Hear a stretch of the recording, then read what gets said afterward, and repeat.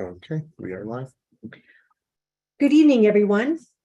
This is the meeting of the Land Use Planning and Zoning Committee of the City of Albuquerque, of the City Council, and I call this meeting to order. All council members are present today via Zoom.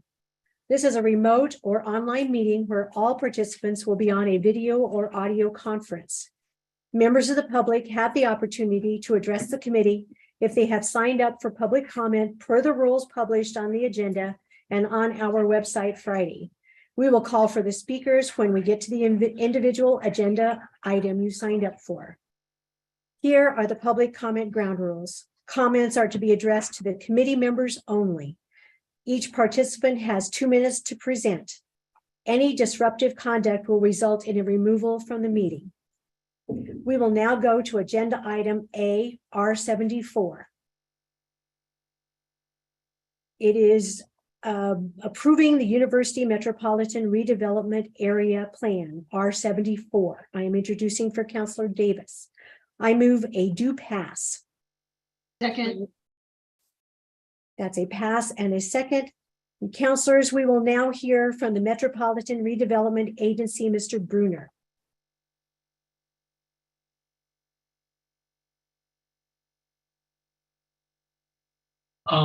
Madam Chair, I think Director Bruner is trying to get into the Zoom room. He was doing it from his office, so I think we may need a second for him to get on.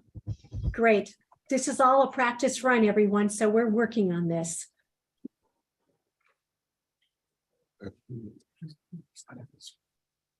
Okay, should I go ahead and take speakers?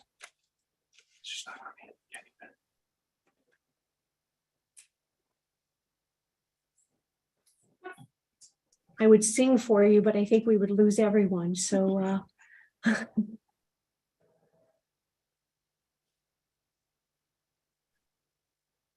this is a great new experience, guys.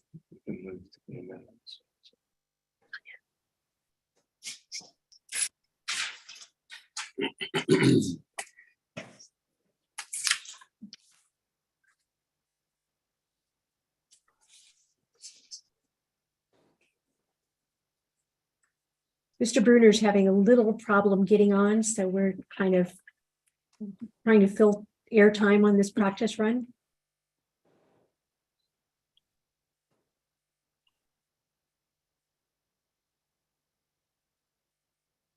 For the folks in the Economic Development Conference Room, is there someone who might be able to get us started while Mr. Bruner is connecting to Zoom? So, yeah, we apologize. Mr. Bruner was, I think there is, we think there may be there is a rumor of a fire drill in City Hall. So I think he may have left, but he just texted saying he's trying to get on. So we're trying to get him on now.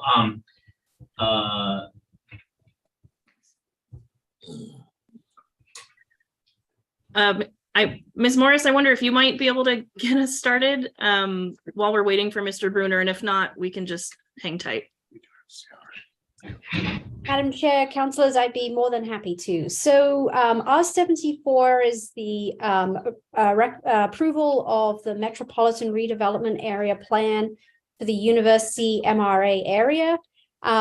You should be relatively familiar with this, as back in June, the Metropolitan Redevelopment Area boundaries were approved by council, and this is the kind of next step in that process, which is the approval of the plan.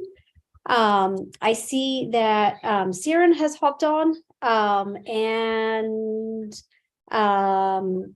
Director Bruno probably is moments away from hopping on too. So with that very simple background, I'll hand us over to Siren, and maybe we could start with Siren's presentation, and then Director Bruno can do closing remarks as opposed to opening. Certainly. We were kind of scared. We were told that there might be a fire drill in the City Hall, so we tried to get home to do this as soon as possible. So I think that he is still on his way back home, but it looks like Economic Development Conference Room is still online. So thank you so much, councilors, for hearing this today. I'm going to go ahead and share my screen and give you a brief presentation. on an overview of the plan. So essentially, the university area has been designated as a metropolitan redevelopment area, and I believe that City Council designated that back in September of 2020. And following that, we completed the plan for the rest of the area. So the redevelopment area here, as you can see, is bound between the university corridor to Girard. It encompasses a majority of Silver along Central, and then also continues down the Yale corridor. This mostly encompasses commercial properties. We find that commercially zoned properties are most able to use our metropolitan redevelopment incentives, especially areas that are zoned for mixed use or multifamily projects as well. This was the study area. Essentially, what we were looking at is that the university area has a high proportion of students that are younger, which brings the median household income down significantly below the rest of the city. So part of what we found in our study is that because of that demographic, the commercial area does not see as much vibrancy as it possibly could in other university areas, which sometimes can seem a little bit more eclectic and diverse in income types with professors living there. But we see that professors actually are mostly in the eastern portions of the area as well. So it's a very student dominated population.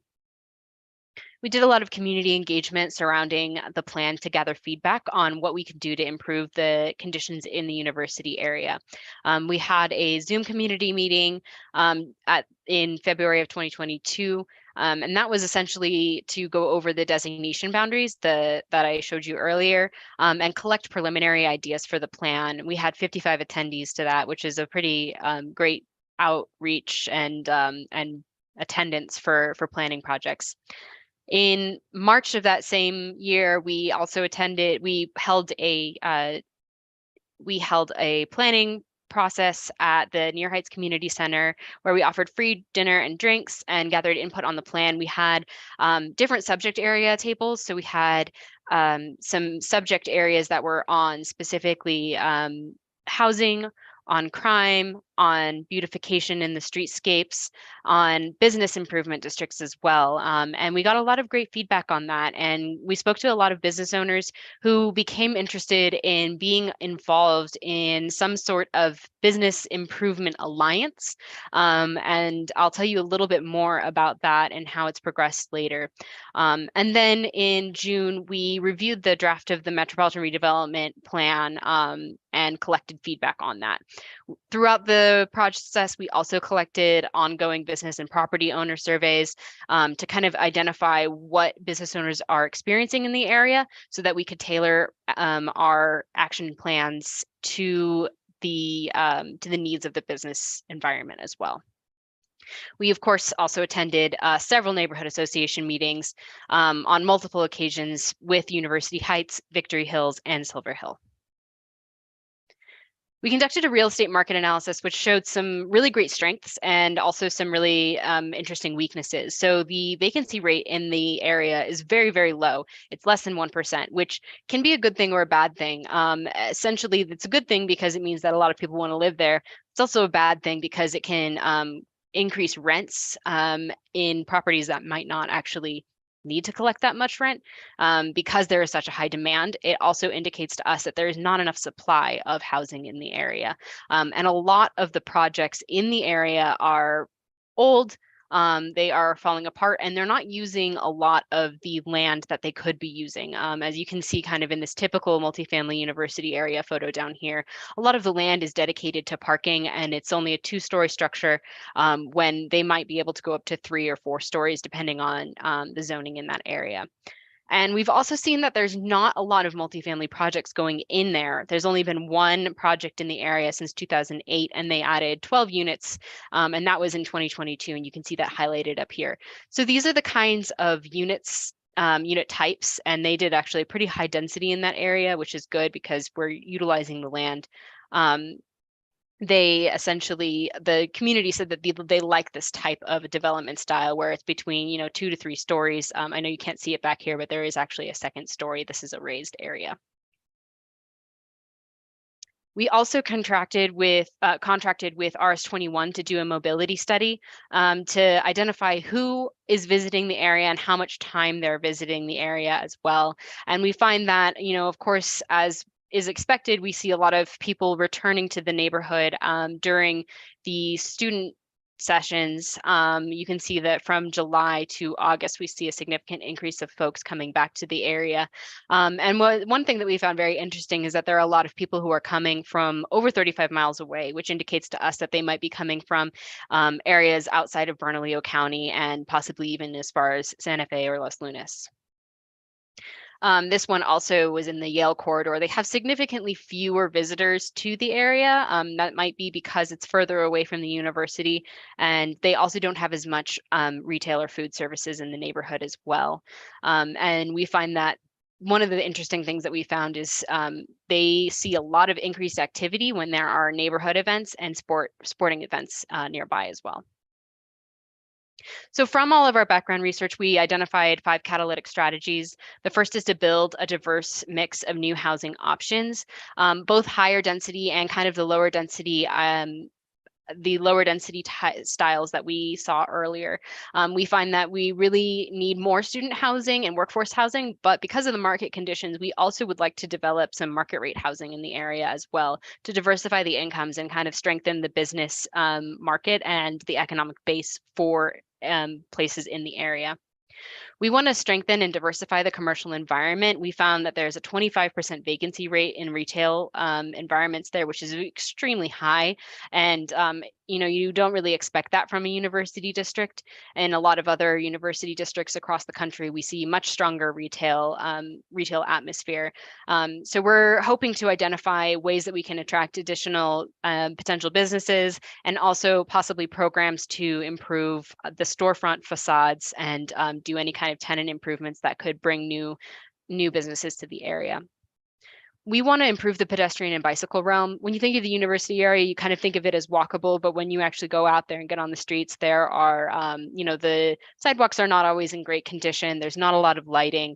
There's not a lot of trash cans. And so this strategy 3 and 4, which is to improve the bicycle and pedestrian realm and then identify cleanliness and safety improvements, will be really key to making sure that we're creating a vibrant district that people want to come to. And then the final one is to form a stakeholder implementation group. And that was what I mentioned earlier is these folks, these business owners and property owners in the area are really interested in coming together and becoming advocates for themselves, identifying, what kind of things that they can take on and take responsibility for. And that could include hiring a private street cleaning services where they have, daily sweeps for trash and cleaning the sidewalks, etc., to make things feel a little bit more safe and attractive for their customer base.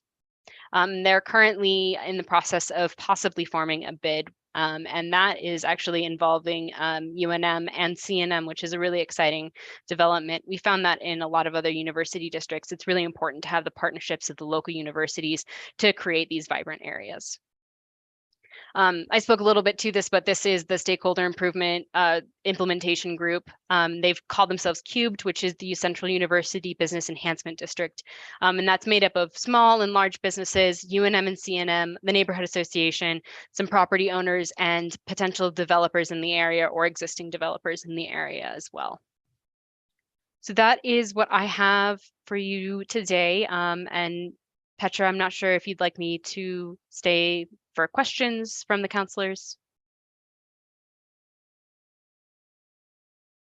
Yes, please, that'd be great. And I also see that Director Bruna has hopped on.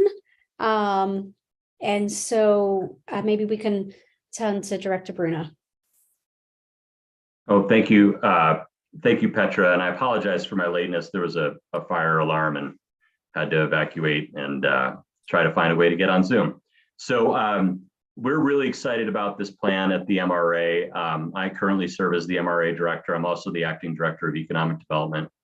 And this is I think, an exciting development for us to really take on many of the issues that you see along Central Avenue, predominantly in the university area. So not only is a lot of work gone into this plan, but some ideas have come out that are pretty new and different for how we redevelop areas, including what Sierra referenced, which is the idea of having maybe a business improvement district, which most municipalities across the country have many of these types of districts that are business associations, essentially, that take care of a lot of issues that arise in the area that they have their businesses in. So we're excited about that. And I'll also mention we've had some really good conversations with the University of New Mexico. In fact, yesterday I met with their vice president in charge of development about all of their development plans in the area. And I think there's ways that we can team up to make sure that there's a lot of consistency between what UNM wants and what we want at the city, so that that area along Central in particular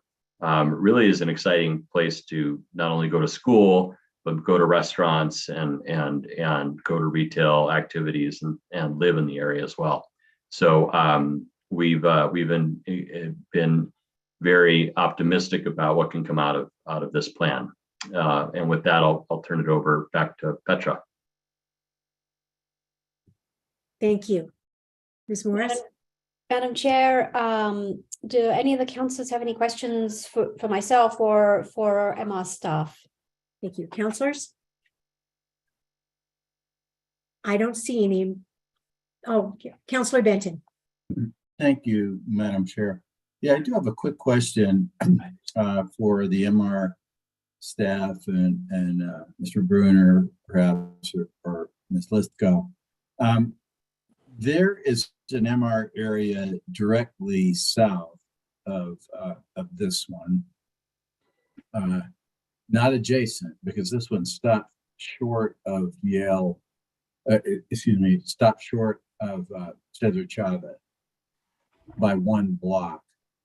And I was just wondering about that because we have an MR area south Yale, and we have this one that we're looking at now. Was there I know that perhaps most of that block is one owner. Was there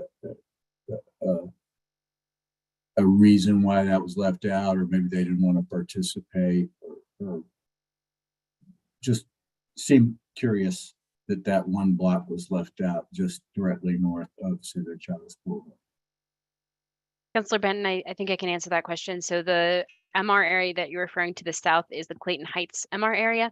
And Right. actually, I have made the same mistake as you at first when we were looking at the designation boundaries, and I thought we should go one block further, but that Clayton Heights actually does encompass the block just Okay. north of Avenida Cesar Chavez. So now we have essentially the entire Yale corridor is an MR area, and almost the entire central corridor is also an MR area, with the exception of Nob Hill between Girard and Carlisle. Okay, very good. Thanks. That it's been a long time, so my memory Yes, it is has. fading. It's a pretty old plan. Thanks. Thank you. Counselors, anyone else have a question? If not, I will. I have- I'm sorry. I have one, Counselor Oh, Jones. sorry, Mr. Sanchez. I didn't see you, Counselor Sanchez. I didn't see you light up. Oh, and I tried to light it up and I think I took it back down in the same touch. Anyway, the question that I have is looking at everything, I just wanted to, I noticed that you had the stakeholder implementation group, but I didn't see police, public safety, or even security in that area. And I know we've had an increase in drugs and crime in that area. What are we doing in reference to that issue? Thank you, Councilor Sanchez. I think part of the stakeholder implementation group is their goal is to hire a shared private security in the area. I also, in the plan, there is a map of the hotspots of APD calls, which allegedly has. Sierra, I need to interrupt you. We are having a fire drill. This is not a reason to evacuate. And again, this is only a test. Okay, I apologize. They're apparently only testing the fire alarm. We do not need to evacuate. Feel free to continue. No worries. I'm sure that was very alarming. Yeah, so I think that essentially their plan is to hire private security in the area to kind of enhance that. We also hope that through additional lighting and what is called CPTED, which is, essentially a design process to prevent and eliminate property crime in the area, that we can help with property crime. Mostly what their issue is in that area is broken windows and vandalism. So they're hoping that private security will help with preventing that. And additionally, I think that the lighting will help as well. Who's going to be paying for the private security if that's the issue? That would be the private business improvement district, possibly in partnership with UNM. Okay, thank you. Councillor Pena, you were Yes. lit up. Your hand is up. Thank you. Yes, thank you, Madam Chair. Obviously, I'm supportive of anything that's going to help to redevelop our entire city and bring businesses and the like. But I just had a couple of questions. We have several MRA areas, and I guess maybe my first question is, how much money do we have in the MRA fund? Does anyone know the answer to that? Director Bruner? Madam Chair, Councillor Pena, I'm trying to think off the top of my head. It's in the millions. It's less than 10 million, more than 3 million. But it is assigned usually by MR area or purpose. So for instance, last year council gave MRA 3 million for housing downtown, which is in and around an MRA area, and around a couple of them actually. So it just depends, and some of those accounts go back, a decade or so as well. Thank you, Madam Chair. So just a follow-up question, maybe this is to Petra or Mr. Bruner. So, MRAs at the time when we were establishing a few of them, and maybe Councillor Benton can attest to this, is that they were established, the establishing legislation, Petra, it was for areas that would not likely, there wasn't incentive to develop. So we created these MRA areas for areas that, struggle to encourage or get development. And so as that's happened, West Central is obviously an area where, people have overlooked over the years, and not much development had happened over the years. So we looked at it when we were advocating for it at the time as this was a tool for, marginalized communities to be able to use, to be able to encourage new development. And along with that came these additional incentives for developers to be able to come in and make that investment, right? And so as time has gone on, even though that fund has always been very limited, and the MR areas in West Central in particular hasn't really been able to access those dollars the way it's, to me, intended to access. And then we've created more and more with kind of a limited pool of money. And I think sometimes when we do this, it's going to have, it looks to me as though it's starting to have like a negative impact on some of those same communities that really need the additional investment. Because as we do more MRAs, there's the incentive where it's a likely area, like the university area, that there's kind of investment there already. And, if developers were to get these additional incentives, and not even including the MRA dollars, that they're more likely to invest in that area, even though there are areas of need within, the university area and such. But I feel like, I don't know if there's a question within all this, but Petra, can you kind of talk about the establishing legislation and what it was intended to do? Sure, yes. So the designation went through I thought it was earlier this year. Serena said maybe last year. I need to pull up the date, but the area was, the boundaries for the area were designated per the MR code. And the MR code requires that findings of slum and blights be found. And the area was found to have issues of slum and blight, which Siren identified. In terms of funding, there are, as I think, as you'd mentioned, there are some, I think, possibly some general funds, but then there are also, I think in most instances now when we have MR money, it goes to a particular MR area, and we're not kind of identifying particular areas. I'll sort of turn over to Director Bruner to talk about this a little bit more, but MR, I think, is, at least in my mind, more than the funds that are available. It's the ability for folks to take advantage of the redevelopment tax abatement program that just got up and running. It's the ability to use brownfield funding. It's the ability for the city to make strategic improvements in an area without having to worry about the anti-donation clause. And so while the city spending funds in areas is one important component of MR, there are a number of other tools in MR's toolbox, which I'll hand over to Director Bruner to talk to a little bit more, because he'll be way more familiar with those tools than me. Thank you, Petra. Just to add to what Petra was saying, is that's what I had said. You know, in addition to just the limited funding that we have all these additional incentives that could be utilized in the MR area.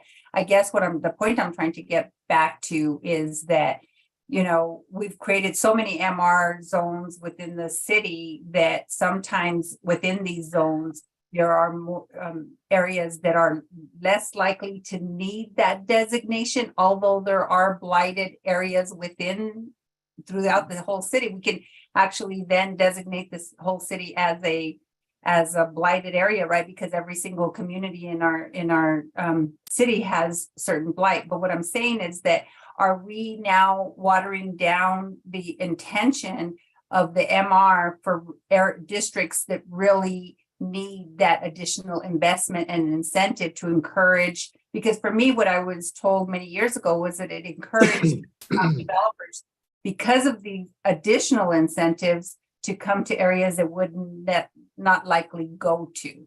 And I guess, so my question back is to, you know, although I don't know that this further hinders areas that really have blight, adding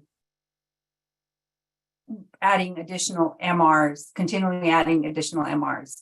So Mr. Bruner, you were gonna respond to something. Yes, Madam Chair and Councillor, you bring up some good points. And MRs have been in existence since the 80s. So, you know, Soldier and Sailors Park, which I'm sure you're all familiar with, was an MRA area.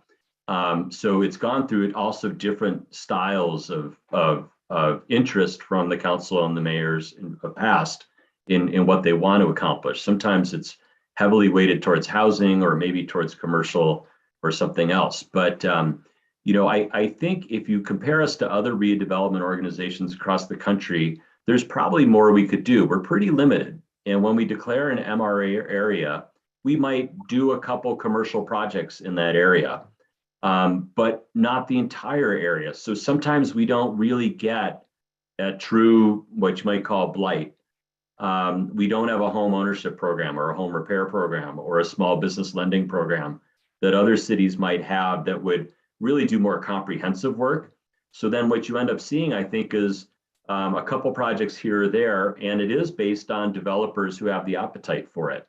Now we can design our RFPs to address a specific need on a vacant lot or something like that. We can also, council can also ask us to address specific needs in appropriations and things like that. So we can get a little bit more targeted, which is, I think, what you're kind of getting towards, a little bit more targeted towards specific areas and usage. But I think that when I look at UNM, I remember being a student there 20 years ago, getting my master's degree in the planning department. and the Latin American Studies Department, and walking to buy apartments a half block off of Central that still look that way today and are pretty run down. And I think we all agree that the university area could use a refresh, and student housing could be a lot better when it's off-campus housing. If, for instance, and the retail situation isn't always great, what we're seeing. So I think, you know, this plan is a good entryway into looking into some of those issues. And if council wants to direct us in one way or another towards certain activities that they want us to pursue, we're all ears, and we'd love to help out. I will say too that we are trying to build more relationships with the nonprofit sector that's out there on housing and other areas to understand where we might be able to partner more in the future. But I agree. There's a lot of MRA areas and a lot more we could be doing. So the other thing I'll just mention is I think we'll be having meetings in the next few weeks with counselors about our proposal to the legislature to expand the authority for tax increment financing in particular districts to allow us to collect gross receipts taxes and reinvest that. So you could take an MRA area and then create an increment district to raise the level of dollars that you could put into that area. Because as you know, if I have $500,000 to spend on West Central, it'll only take me so far. But if I had 5 million or 15 million, I could do a lot more with those funds at our agency. So we're going to be looking at creative ways we could maybe expand the authority and generate more revenue and do really more transformational stuff. Madam Chair, well, thank you, Mr. Bruner. I appreciate that. Yeah, I'd like to have those discussions because I was part of, you know, in the MRAs in the 80s and the early 90s, and we were doing the West Central MRA, you know, and there was factions within the community, and then there was advocates who were saying that, you know, doing what we were trying to do out there was sprawl, when in reality that was some of the oldest part of the city of Albuquerque, pre 1960 boundaries of the city of Albuquerque. And yet we fought to try to make those improvements with some of those challenges and hurdles. And I think at the time, Mr. Griego, former city councilor Griego, can tell you is that, you know, we were supposed to, we had enabling legislation that was supposed to create a TIF in the UNSER area. And I talked to Petra about that. And that's one thing that it was a missed opportunity back in the day to really be able to utilize that area to create that tax base within the own community, or within our own community, that would be reinvested in our community. So thank you. I don't mean to belabor that, but I just want to make sure that when we're just doing these MRAs again, I'm generally supportive of this. I know the UNM area is in dire need. I just want to make sure we're just not watering down legislation that's intended to help more marginalized communities in the city of Albuquerque. Thank you. Thank you, Councilor Pena. Are there any other questions? Councilor Benton. Thank you. Just a quick comment in response to Councilor Pena's question, which is, you know, a pretty obvious one. Really, there's so many areas of the city, and especially along these key corridors, in this case, Central and Yale itself. I mentioned the South Yale portion, Clayton Heights and Lums del Cielo. That's a pretty old MR area. I don't know how much we've leveraged MR funds in that area, but that's a commercial corridor in great need of relief, and with quite a few residents right off of the corridor as well. So, you know, it can be argued that many of our main arterials throughout the city are in decline, and we really do need to utilize every tool. And that's the way I see MR. It's a tool.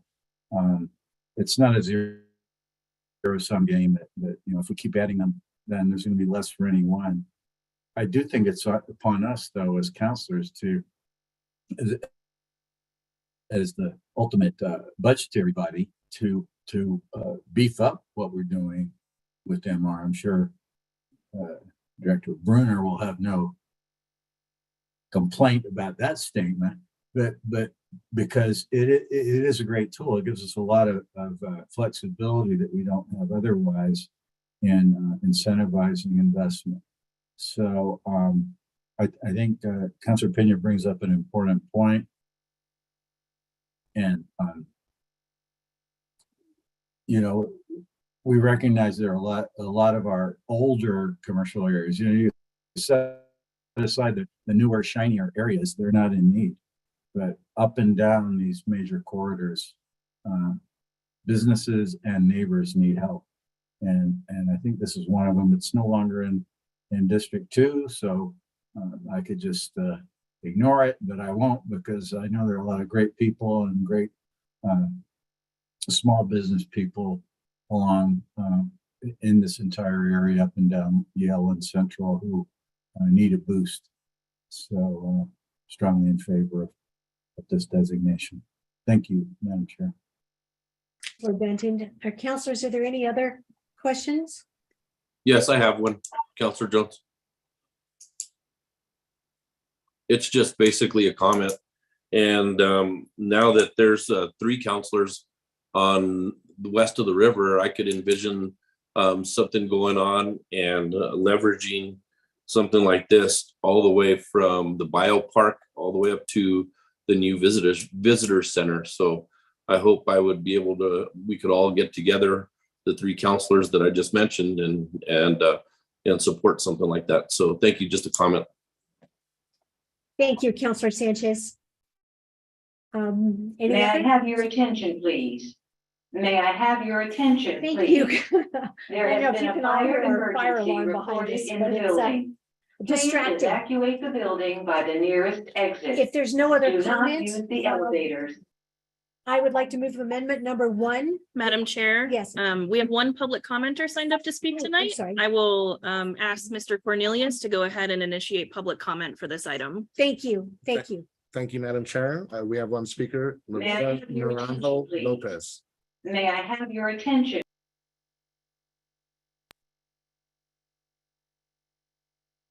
We do have one speaker. Thank you, Madam Chair. Loretta Naranjo Lopez. Thank you. I'm speaking on O2233. Is this the time to speak? Ms. Naranjo Lopez, no, this is the first agenda item. Do we have her signed up on agenda item? Okay.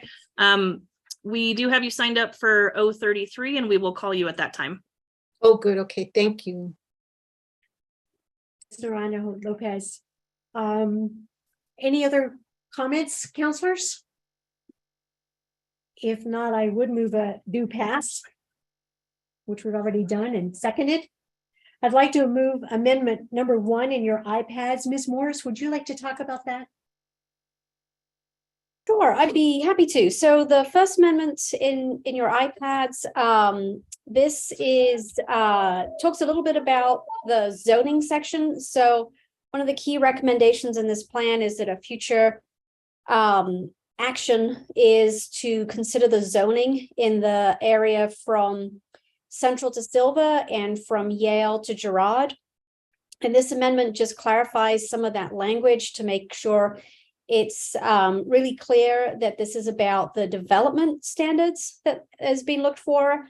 The language talked a little bit about MXM zoning, but it's really about having housing in the area, and it's the development standards that are in MXM or other zone districts that are of interest rather than the uses. And so this amendment just makes a series of changes throughout the document to make that language just a little bit more explicit.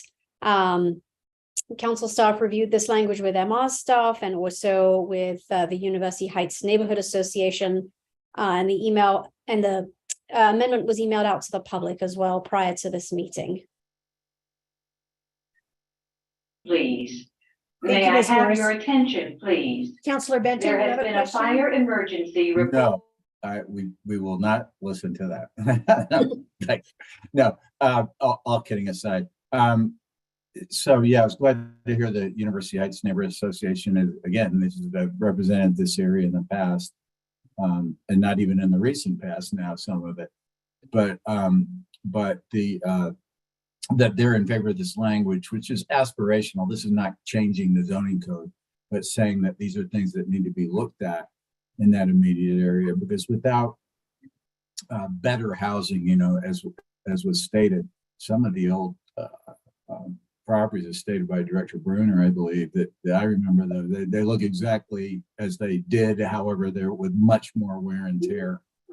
And so some increases in residential density in that area really would help give it a kickstart. So I really strongly support, and if there wasn't a second for that amendment, I'll second. Thank you, Madam Chair. Madam Chair, I don't believe that we got a second for committee amendment number 1.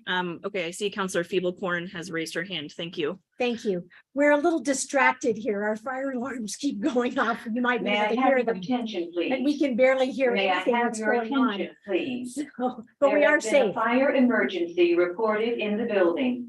Please Madam evacuate Chair, the with a building by motion the and a nearest second on the exit. committee amendment, Do not Ms. use the Hinojos can elevator. move to a roll call vote on the amendment. Thank you.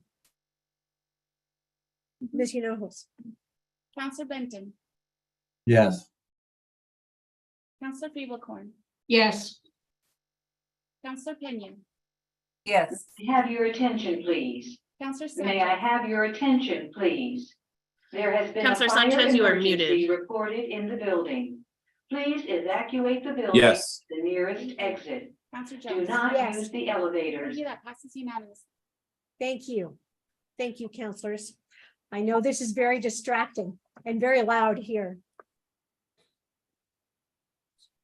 Madam Chair, there is a second committee amendment that will need a motion and a May I second. have your attention, Thank you. please? I move amendment 2, which is in your iPads. Second. Thank you. From Councilor Feeblecorn. Councilors, do you have any questions or comments? I'll let Ms. Morris discuss this with us then, please. Madam Chair, thank you, councillors. So this amendment came from some feedback from the community asking about alleys and whether the plan addressed alleys. We had a look at the public comment and the community meetings, and alleys came up. And while the plan talks about making areas and safe and improvements in the public right of way, it didn't explicitly talk about alleys. And so this amendment just makes the language about making the areas safe and active a little bit that book really explicit about alleys, and the improvements, public investments in infrastructure, including alleys, is part of the MR plan. And so this is just making that information just a little bit more explicit.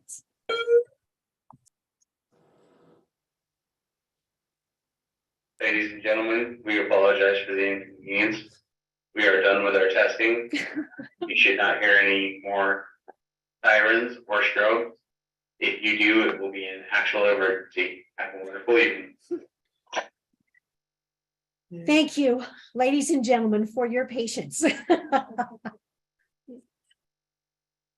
Okay, Ms. Morris. Madam Chair, Ms. Morris has concluded her explanation. If there are no questions from the councilors, we can move on to the roll call vote. Councilor Benton. it's okay. Councilor Benton. Thank you. Just very quickly, alleys get a bad rap, but I'm a fan of alleys. I think they can actually work in certain areas like this one, and they provide additional access away from the street. They provide opportunities for people to park away from the street, and opportunities for development off of the alley, actually, with secondary dwelling units and such. So it's a really good amendment, and I support it. Thank you. Thank you.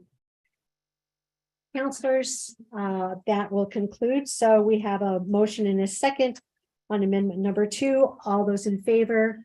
Madam Chair, Ms. We'll do a roll Hinojos call. will do the roll call vote. Ms. Taking a while to Hinojos? get used to this one. Thanks, guys.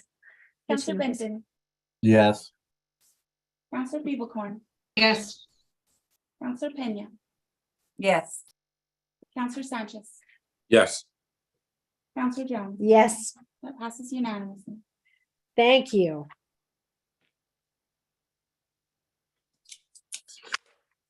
We will now go to agenda item B 033. Madam Chair, the motion on the floor now is a do pass as amended with the 2 committee amendments successfully passing. So if there are comments from the counselors on the bill, we can take those now. And if not, we will move on to a roll call vote for the bill itself. Thank you. Seeing none, we will move on with the bill with a roll call. Thank you. Thank you. Counselor Benton. Yes. Counselor Pivocorn. Yes. Counselor Pena. Yes. Counselor Sanchez. Yes. Counselor Jones. Yes, Passes as amended unanimously. thank you. Thank you. It's our understanding that the testing is over. We can try to be normal on agenda item B 033. 033 is amending paragraph 14 through 16 of the integrated development ordinance to remove all references to safe outdoor spaces. This is on behalf of Counselor Jones. I'm sorry, Counselor Bassan. Okay, tough night. Would you like to explain what we're doing? Madam Chair, we need a motion first. I'd like to make a motion for no rec to full council. There's a motion for no recommendation. I don't see a second. I'll second. A motion and a second for no recommendation. Counselors, all those in favor? Madam Chair, I'd be happy to do a little bit of a presentation on this one, and then Thank you. we'll move over to public comment. Thank you.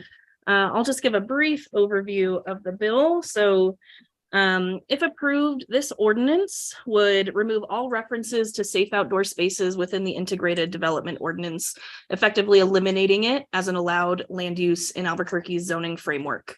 To provide a little bit of history that I'm sure this body is very aware of, in May and June of this year, a safe outdoor space was added to the integrated development ordinance, or the IDO, as a land use. In most instances, it's a temporary use unless the use is associated with a religious institution, in which case it can be a permanent land use, but in most instances, it exists as a temporary use.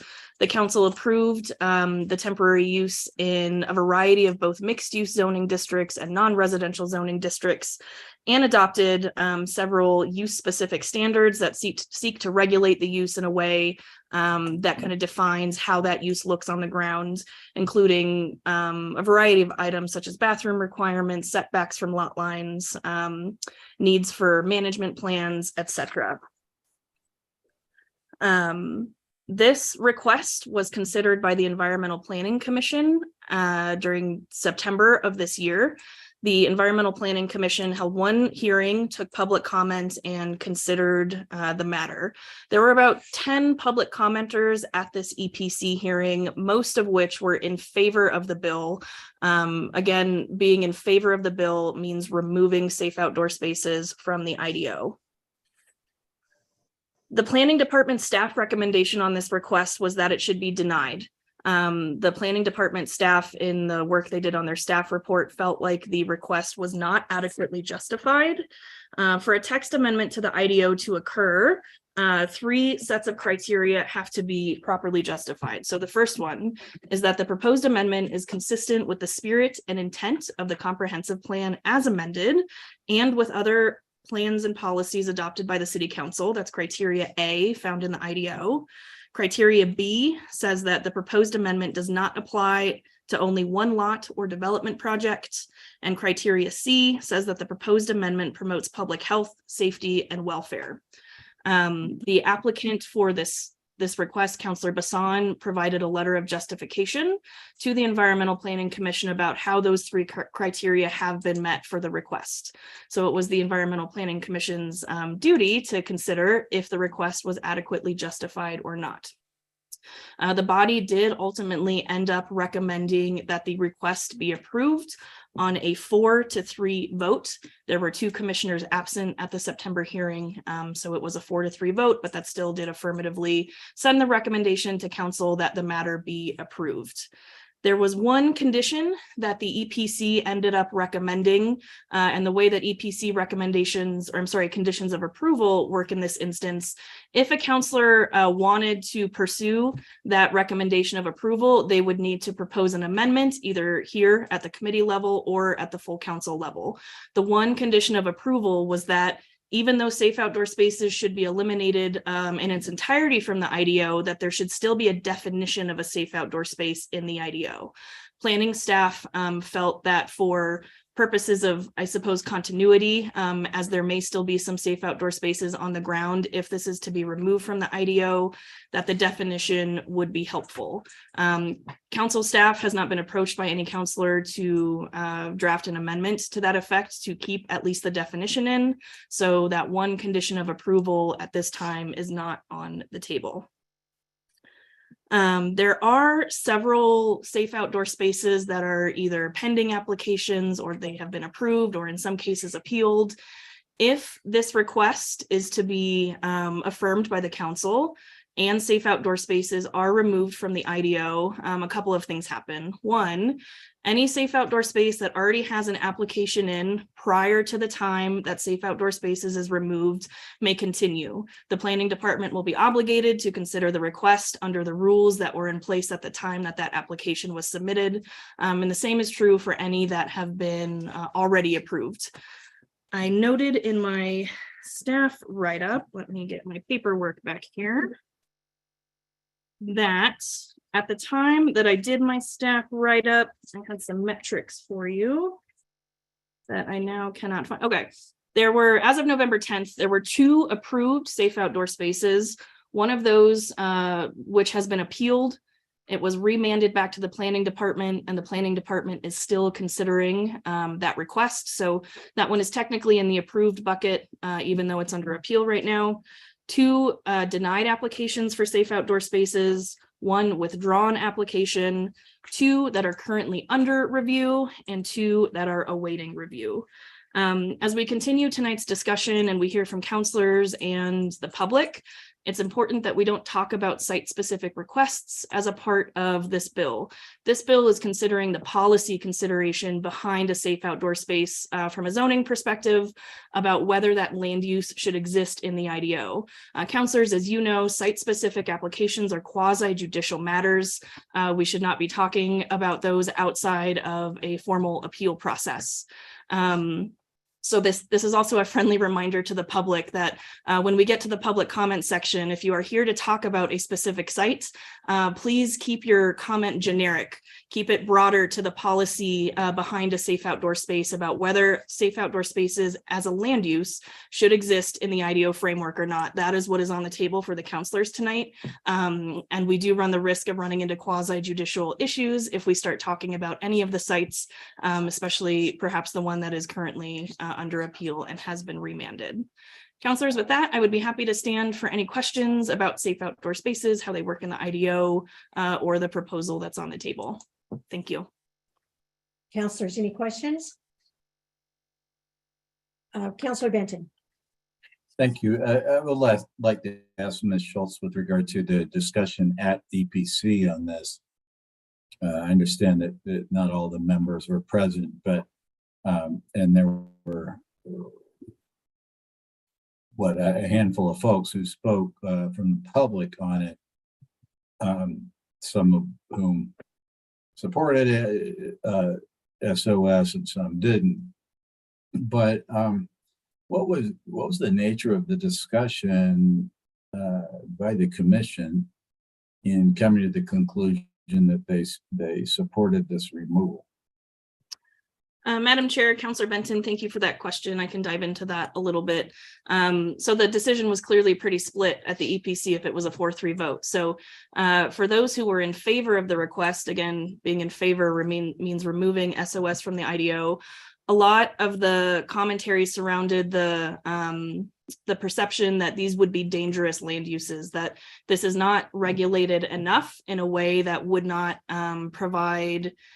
prevent harm or impact on surrounding communities.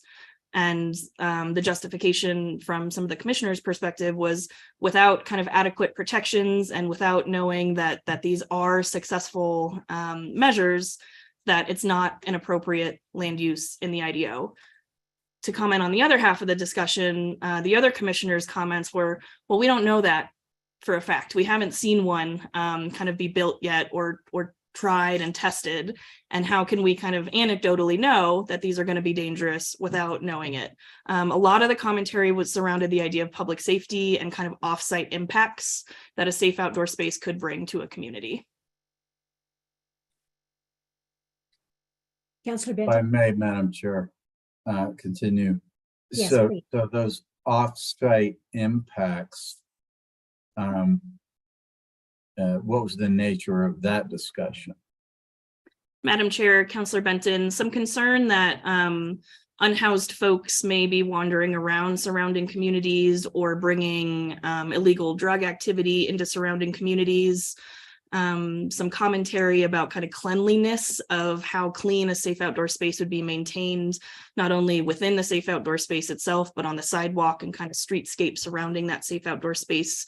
If memory serves me correctly, those were kind of the top three. So I mean, this was in the absence of any discussion about, I think, I believe these are provisions already in the IDO of formulation of requirements for formulation of operational plans and security and so forth that are already in. There was no discussion about that. Madam Chair, Councillor Benton, to reference the use specific standard that you're referencing, every safe outdoor space has to include an operations and management plan or security agreement to ensure the safety of individuals occupying designated spaces. So when someone comes in at the time of application to the planning department, it is expected that they also provide a management or security plan. The IDO specifically states that the Department of Family and Community Services is the agency to review that plan for adequacy. And so while the IDO itself doesn't, specifically reference trash or illegal drug use or these things, it is, as you mentioned, within that management plan that we would expect those provisions to exist.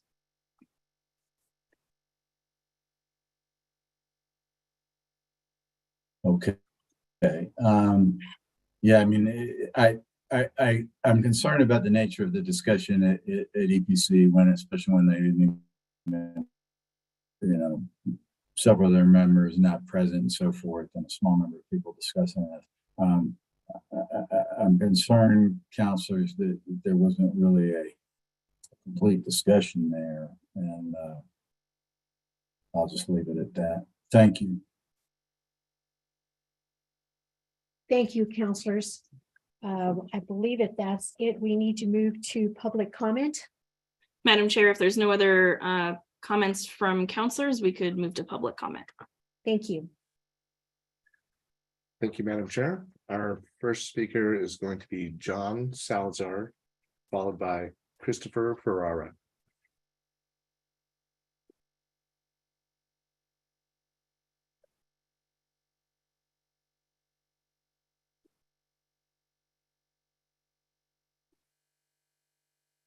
Christopher Ferrara, followed by Damon Kompanowski. Hi, can we hear me all right? Yes, we can hear you.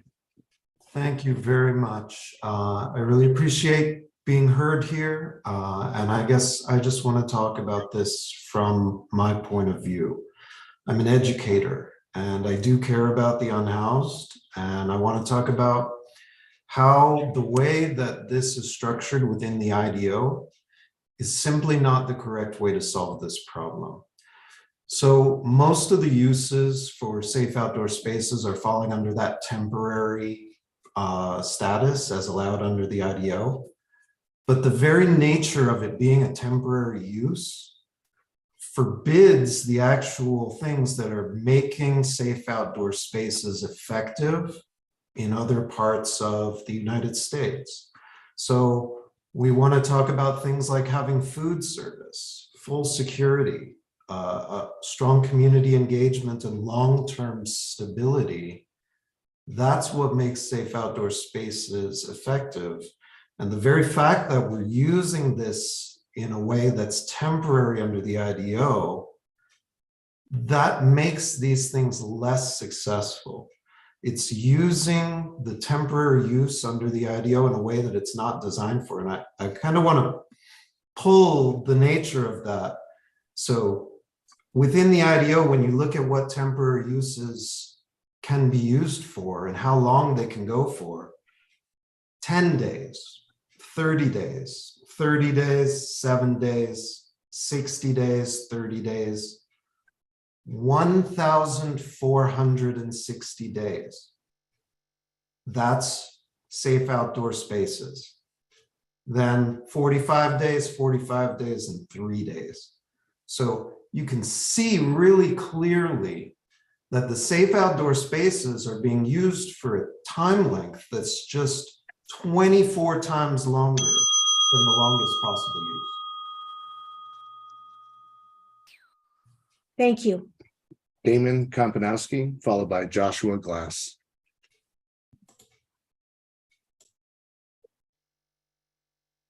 You are muted, sir. There we go. Madam Chair, councilors, thank you for allowing me the time to talk. My name is Damon Kompanowski. I am the current president of the Greater Albuquerque Hotel and Lodging Association. We asked that we are for this bill to remove the safe outdoor space language from the IDO, as we just feel as an organization that, as we have seen some of the safe outdoor spaces come up, we would like to have a say in where they go. As just our association, we represent several hotels around the city, and tourism is a bright spot in Albuquerque. Greater Albuquerque Hotel Lodging Association has concerns that safe outdoor spaces can be placed in areas of towns that will negatively impact our industry. We feel that each safe outdoor space should go through the proper approval process with the neighboring businesses, property owners, and associations. Our organization is not against safe outdoor spaces, as we definitely feel for the challenges that we currently have, but we feel we should be able to have input on where SOSs are located in our city, as tourism is so crucial to our city and the associates that we employ. Recently, we found an SOS was possibly going adjacent near the Manal redevelopment project that was known as a blighted area. And I would just say that the city invested in a study to really make that Manal district a much better, more vibrant, and we don't feel that that area would be good for a safe outdoor space. So we just ask that with them, we look at what this could, how it can negatively impact our tourism industry, as we are trying to bring visitors to our city, and we feel that could be a problem. Thank you. Joshua Glass, followed by Robert Rule. I have a question for Mr. Kompanowski. Yes. Still on. I am. All right, Mr. Kompanowski, so apparently you're okay with what's going on in that general area over there in the Manal Metropolitan Redevelopment Area now? Well, with regard to people on the street, with regard to homeless people on the street who are not housed, who are free agents operating as they wish up and down the corridor. No, I think that that's a separate challenge. I think that's a challenge that we have to deal with our law enforcement and figure that out. We just don't feel that an SOS going next to our hotels and our member hotels in that area would probably be the best place for it.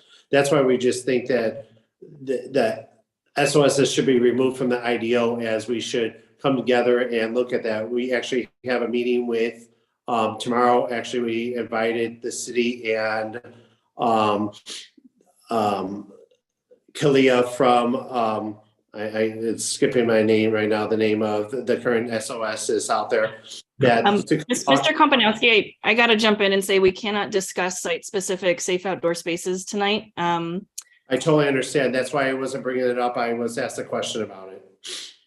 And I was coming on to say the same thing, that there should not be discussion of site-specific.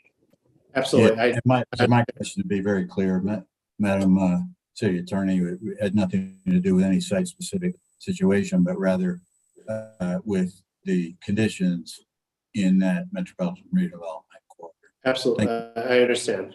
I understand the question. And no, we're not, I mean, in the area that you're talking, we are, we definitely think there's concern, and we are looking, that's why we want to come together and work towards great places for SOSs.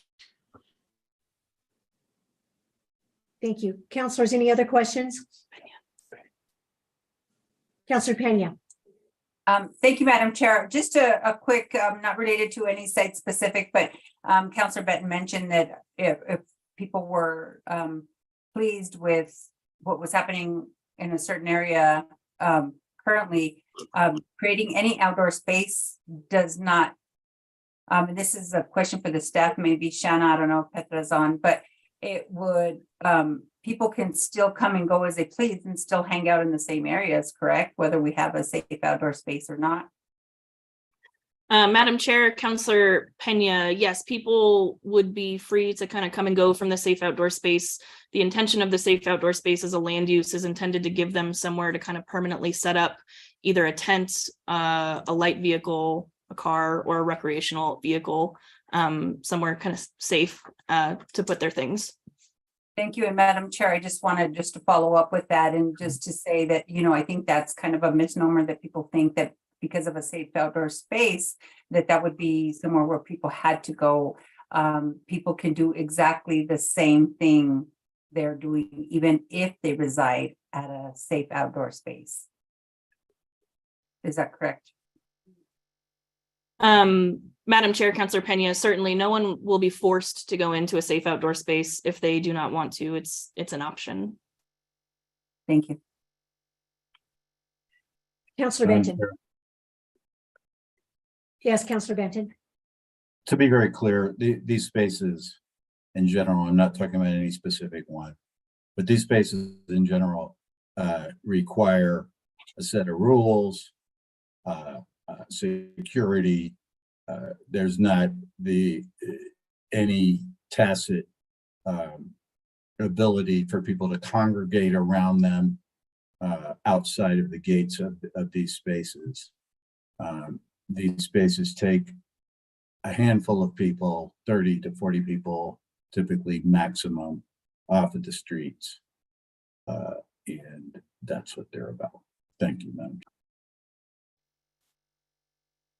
Thank you, Counselor Benton. Counselor Pena. Because I just want to be very clear about what safe outdoor spaces can and can't do.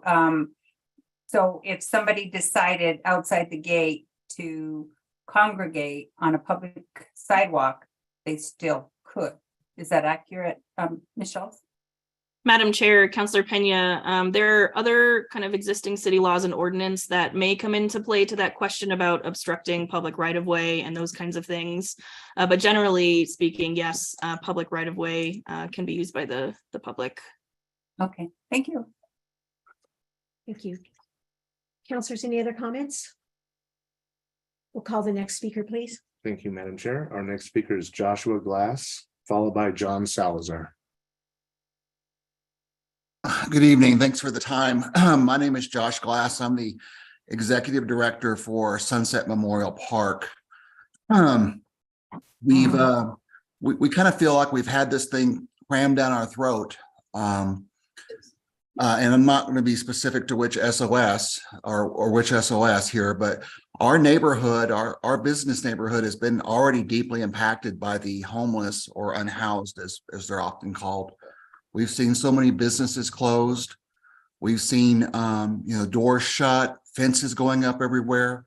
it's really impacting the neighborhood. And we've had, we've had an increase in incidents in our park to include, the homeless coming in, they're breaking into our buildings, setting fires into our mausoleum, and exposing themselves when families that are having funeral services are too close to them, urinating in front of them, doing whatever they can to drive the family away from the service.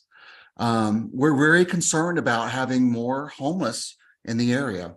And it's not so much the SOS or any SOS, I'll say, but it's everyone that will gather around that facility, around that area.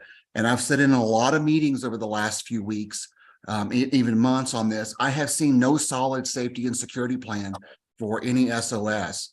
We're not even getting support from the Albuquerque Police Department anymore at Sunset Memorial Park. I don't see how they are going to respond and handle any more additional emergencies. So there's a lot of things that trouble us. And there are a lot of things that are impacting the quality of service that we give to our families at Sunset Memorial Park. The park is one of the pride and joys of the city, and it's getting harder and harder to maintain that designation every day with the homeless epidemic in the area. So thank you. And we are for this proposal. John Salazar, followed by Robert Rule. You are muted, sir. John, you're muted. We can't hear you. Sorry. Thank you, Mr. Salazar. Sorry. Madam Chair, members of the committee, my name is John Salazar with the Rhodey Law Firm, PO Box 1888, zip 87103 here in Albuquerque. I represent Crown Plaza Hotel at Manal and University. And in the event you decide not to recommend approval of 2233 as presented, we do ask that you, at a minimum, amend the IDO to require a conditional use permit for every proposed safe outdoor space use. Presently, a conditional use permit with its procedural protections is required for an SOS use in the mixed use T, L, M, and H zones.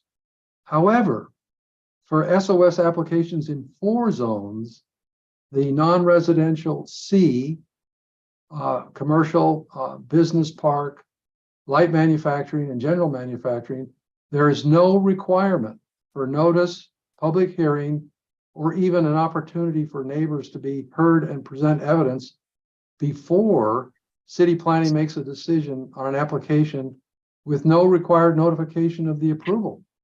In these zones, the consideration of an SOS application is essentially a secret process with no opportunity for meaningful neighborhood input.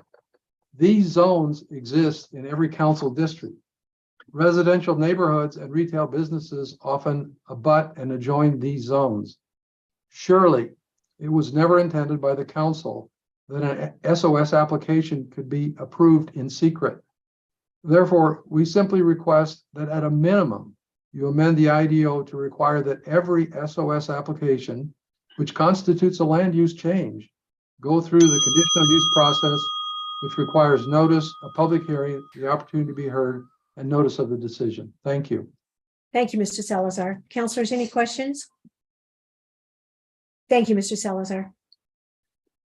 Robert Rule, followed by Renee Horvath.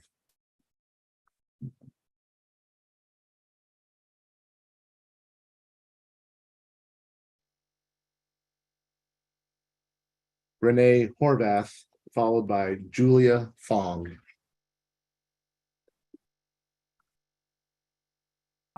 Good evening. My name is Renee Horvath, and I live here on the west side with the West Side Coalition and Taylor Ranch, and we've been following the IDO amendments. And since this is one of the amendments in the IDO, we've been following it pretty closely. It's hard to convince people to accept a safe outdoor space in their community because we really don't have a good model. and that we are proposing to do this in every district, and we still do not have a good model to follow. And one of my concerns as I drive around and I, looked at Coronado Park when it was open, I saw a lot of people all over the neighborhoods camped out, and then also the tiny homes, which I thought would work out all along the streets and in that community.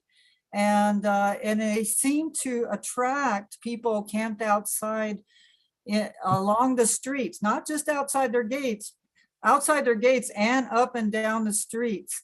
And you ask, well, why aren't they inside the tiny homes? They have vacancy. Well, a lot of them have mental health issues and drug addictions. And I know I brought this up before, but I think we need to start looking at how do we treat some of the mental health issues and the drug addiction issues, because that's what people are afraid of. And they don't want that to impact their community. They're not equipped to deal with that. And maybe we need some mental health experts to help us figure out what we can do to help develop health and drug treatment facilities to deal with some of the homeless issues. Because I think a lot of our problems is a result of that. And then in the meantime, let's beef up the West Side shelter with the plumbing and the lockers. And thank you. Thank you, Ms. Horvath. Next speaker is Julia Fong, followed by Robert Rule. Hello, can you hear me, counselors? yes. Yes, thank you. I'm a resident of Albuquerque. I'm a former caseworker with Catholic Charities, and most of my clients were behavioral health clients. And I would like to have the city consider having the same standards of inspections for shelters as HUD does, or as the state of New Mexico does, because even HUD has said that a person that's homeless is living on the street or in a place that's not meant for human habitation, such as a car or a park or a sidewalk. So I feel that this is not a great place for a human to be living in a car in a safe outdoor space. Another consideration would be that many of these places in general, not specific, are not going to have armed security. So how is this safe for the people residing in their cars? I don't feel that it is for them or for anyone else around it, whether it's a homeowner or if it's a business. I don't feel that that's safe at all. How is that protecting them? It's not. So I would really like you to consider holding these safe outdoor spaces the same as emergency housing standards of HUD or FEMA, because they also have standards that they have to go by. But yet, each safe outdoor space, it's not very clear as to what would be there. I have not heard armed security, and it's only at night. Many of these places are going to have security. So I would like that to be changed if that's going to be passed. But I really am against these spaces. I don't feel that it's safe for anyone. Thank you. Thank you. Robert Rule, followed by Ian Colburn. Is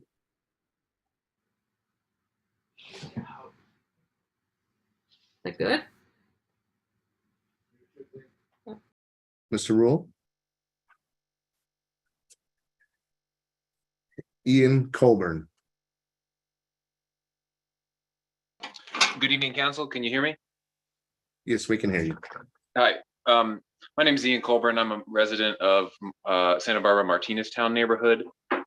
And share a lot of some concerns that previous folks have shared in terms of wanting the best for our lowest income neighbors. But given the current situation, the crisis, and the resources that the city is putting towards this, I fully 100% support the SOS space all over the city, as well as my neighborhood. I think the location of Manal and the freeway is probably going to be not a great place, but it's better than nothing.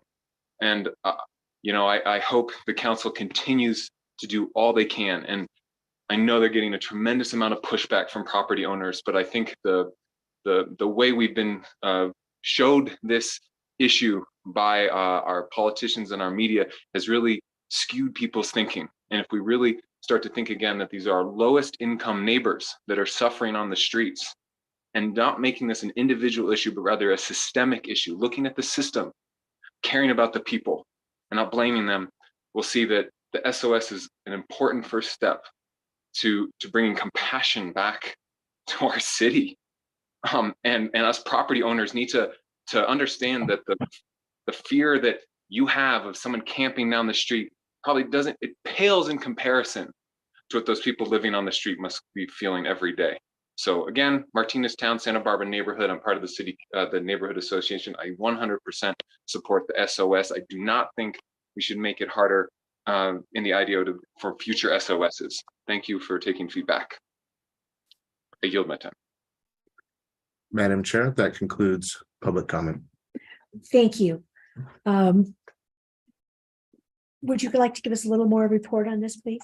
Sure, Madam Chair. I understand that you'd like to hear a little bit more about the requirements for safe outdoor spaces that exist in the IDO today as use-specific standards.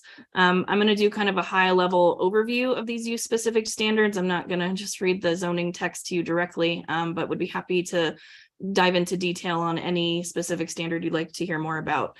So the first one is that this use is limited to 2 years in time. That's why it is a temporary use. After that 2 years has lapsed, 6 months must take place where the safe outdoor space use is not in place. And then an applicant can come in to request the 2 years again. There is a maximum size on a safe outdoor space. There's this concept of designated spaces within a safe outdoor space, which is where you would have one tent, one vehicle, or one recreational vehicle. There can be a total of 40 of those, and the safe outdoor space itself may hold a maximum of 50 occupants. So 40 spaces up to 50 occupants. Safe outdoor spaces that have more than 10 of those spaces and 15 occupants, so both of those things combined, can't be within 660 feet of another safe outdoor space that also has at least 10 spaces and at least 15 occupants. 660 feet is about 2 city blocks. There's a distance separation requirement. A safe outdoor space cannot be within 330 feet of any property that is zoned RA, R1, RMC, or RT that contains low density residential development. Single family homes, duplexes, townhouses, these are things we consider low density residential development. There are toilet, hand washing stations and shower requirements for every safe outdoor space.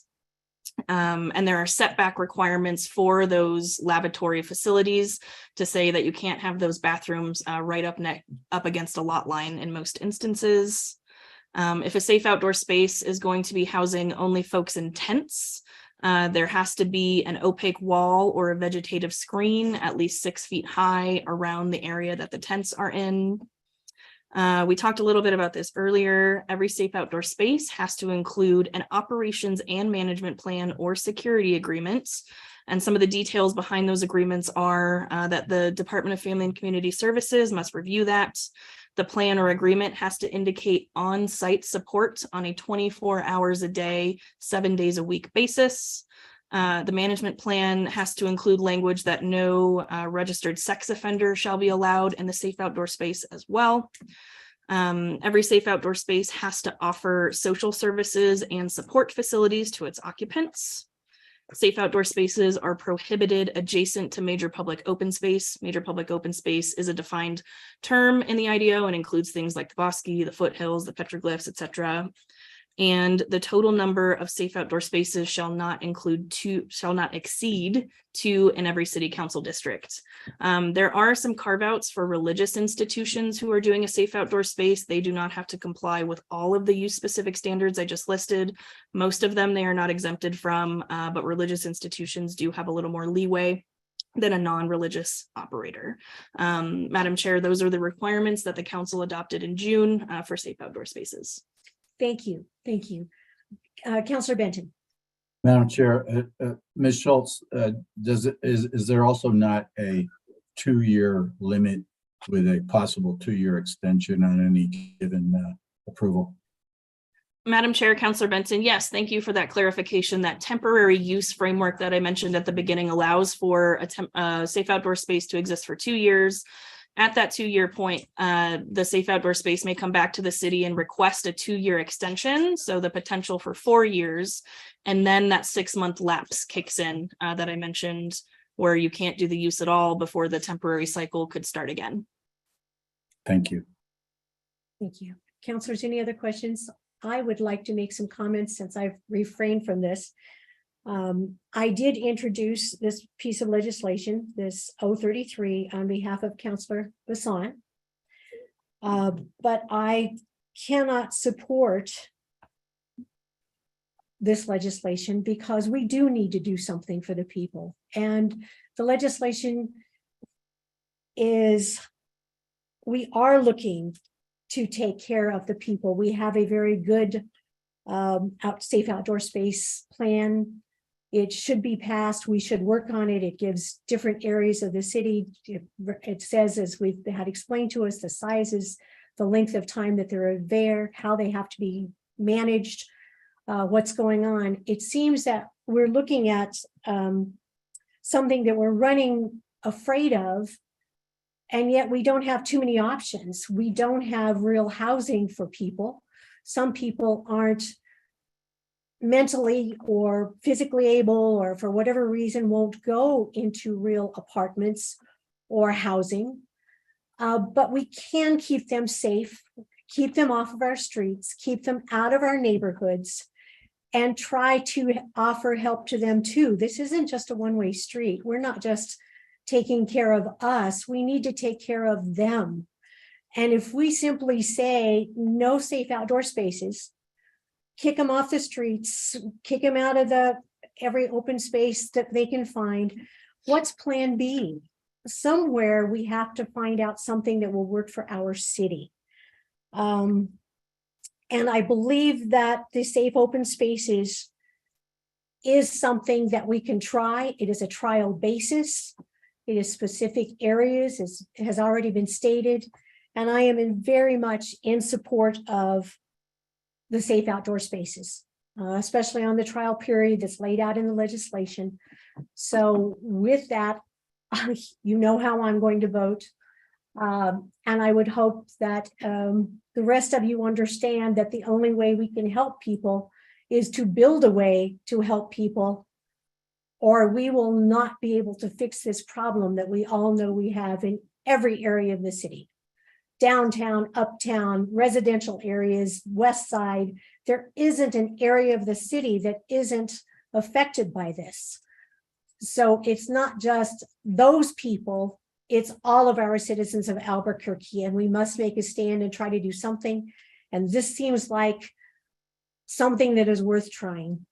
And I will vote when it comes before the city council in favor of the safe outdoor spaces. Thank you. And with that, if there's no other comment, we will call for a vote. And the vote is, the question is, per Councilor Bassan, a do not pass.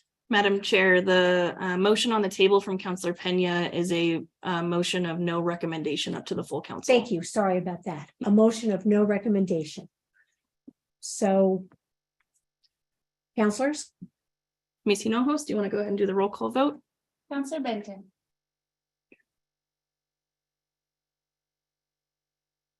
The recommendation is for a no recommendation, correct? Madam Chair, Councilor Benton, yeah, the motion on the floor is a motion of no recommendation to the full council. I vote no. Councilor Pivocorn. No. Councilor Pena. Yes. Councilor Sanchez. Yes. Councilor Jones. No. That fails on a 2-3 vote. Thank you. Madam Chair, councilors, because that motion has failed, we would need another motion on the floor to move this to council or defer the bill. Madam Chair, I'd like to make a motion for a do not pass. Counselor Benton, is that a question or a second? That's a second.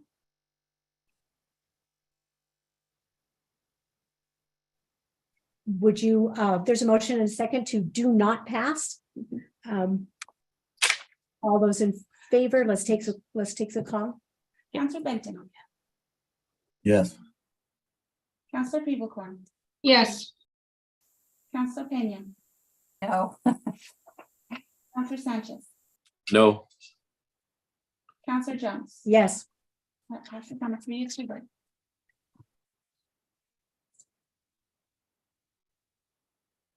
So being, that seems to be it. There being no further business, this LUPS committee meeting is adjourned. Thank you, counselors.